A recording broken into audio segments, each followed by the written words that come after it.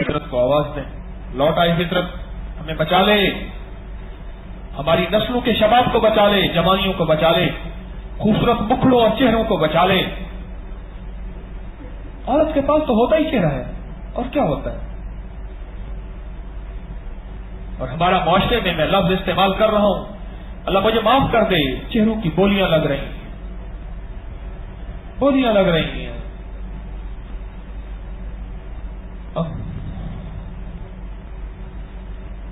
یہ فطرت ہی بچا سکتی ہے۔ میں کہتا ہوں یا خالق ہو یا مصور ہو یا جمیل ہو، میں متبادل بھی دیتا ہوں آپ کو، صرف بات ادھوری کر کے نہیں نکل رہا۔ اس سے بڑا بیوٹی پارلر دنیا میں ہے ہی کوئی نہیں، یا خالق ہو یا مصور ہو، مولا بنایا ہے۔ ذرا ترجمہ عاشقانہ کر رہا ہوں، میں عاشقانہ ایک ترجمہ کر رہا ہوں ان تین لفظوں کا۔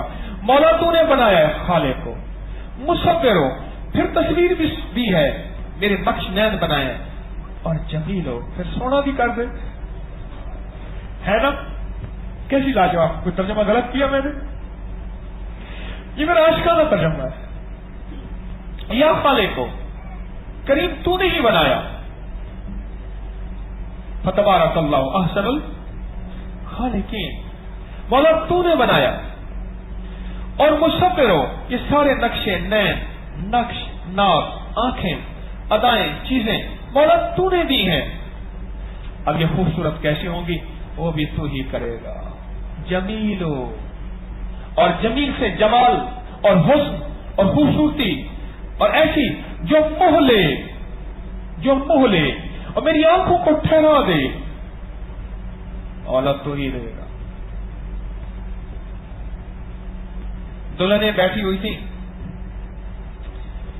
دلہن بیٹھی ہوئی تھی اور سہیلیاں بیٹھی ساتھ اس کو مہندی لگا رہی تھی، اور ساتھ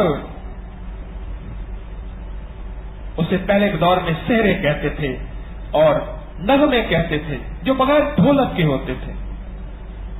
یہ قریش کے دور میں بھی کتابوں میں نے پڑھا، ہوتے تھے دلہنوں کے لیے، اور بیٹھے ساتھ کچھ گا رہی تھی،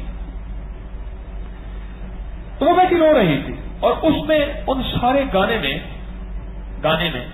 بغیر موسیقی کے گانا، اس میں یہ چیزیں تھیں کہ تو بڑی خوبصورت ہے، تیری آنکھ دیکھ کیسی ہے، تیری ناک دیکھ کیسی ہے، تیری گردن دیکھ سراہی جیسی ہے، تیری کمر دیکھ، وغیرہ سارا کچھ دیکھ رہی تھی جو آج کی ڈیمانڈ ہے۔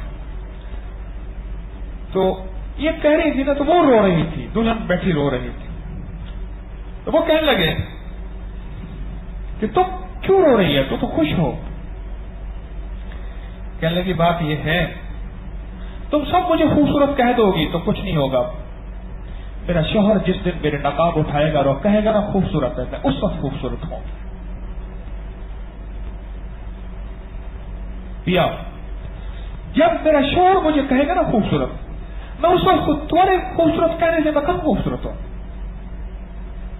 ہر ماں کی چاہت ہے میری بیٹی کا حسن و جمال بڑھ جائے، شوہر سسرال کی نظروں میں جچے، اور اس کی خوبصورتی کے چرچے ہوں، اس کی اداؤں کے چرچے ہوں، اس کی وفاؤں کی داستانیں ہوں، اس کا سلیقہ مندی ایک مثال بن جائے، اس کی سلیقہ مندی ہر ماں کی چاہت ہے۔ میں سچ کہہ رہا ہوں، یہ بیوٹی پارلر تیری بیٹی کو سلیقہ مندی اور حسن و جمال کہاں دے سکتے ہیں؟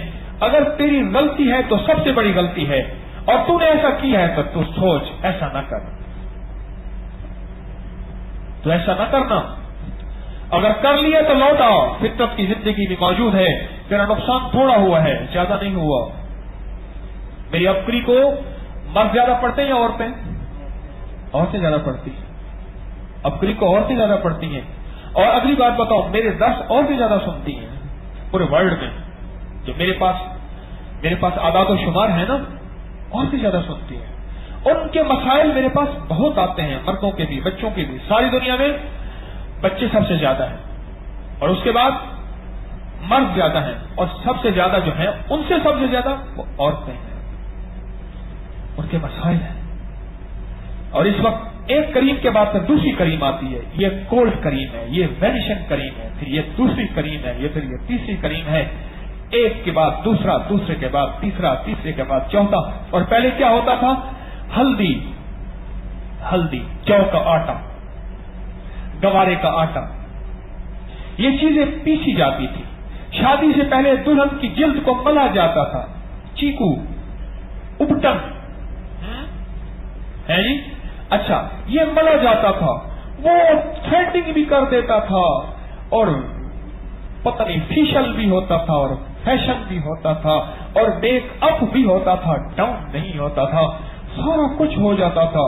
وہ فطرت کی غذائیں، فطرت کی دوائیں، وہ مہندی سادہ جس میں کیمیکل نام کی چیز نہیں ہوتی تھی، سادہ مہندی، ہنا کا رنگ، ہنا کی خوشبو تو میرے مدینے والے کو پسندیدہ ہے. عطر جو عطر میں آیا ہے، گلاب اور ہینا کا عطر آیا ہے کتابوں میں، لیکن ہینا کون سی؟ یہ ٹیوبوں والی ہینا نہیں جس میں سارا کیمیکل ہوتا ہے، اور پسی ہوئی مہندی بھی نہیں، اس میں بھی اب کیمیکل ملا ہوا ہوتا ہے. اب خود پتے لے کے پسواؤ. وہ زندگی ہے. اس زندگی کی طرف یا خالق ہو، یا مصور ہو، یا جمیل ہو. مولا ایک تسبیح ہر نماز کے بعد پڑھ لیں، صبح شام پڑھ لیں. کریم تو نے پیدا کیا ہے، تو نے اچھی صورت دی ہے، جانور نہیں بنایا. تو نے کتا خنزیر نہیں بنایا، مولا اچھی صورت دی ہے، انسان کو خوبصورت تو نے کہا ہے کہ اشرف المخلوق. اب کریم سارا کچھ دے کے اب جمال بھی دے دے، جمیل بھی کر دے، حسن بھی دے دے، خوبصورتی بھی دے دے. ہے نا؟ یا خالق ہو، یا مصور ہو، یا جمیل ہو. یہ جو مبارک حروف ہے نا، یہ کمال کے حرف ہیں. معذوری سے بچانے کے لیے، حسن و جمال کو باقی رکھنے کے لیے یہ بہترین ہے. میں کہتا ہوں جتنا وقت آپ بھویں کاٹنے پہ، بال ہٹانے پہ، اور کریمیں رگڑنے ملنے پہ اور چیزیں کرنے پہ لگاتے ہیں نا، اتنا وقت ان اعمال پہ لگاتے ہیں. تجربہ کر کے دیکھیں.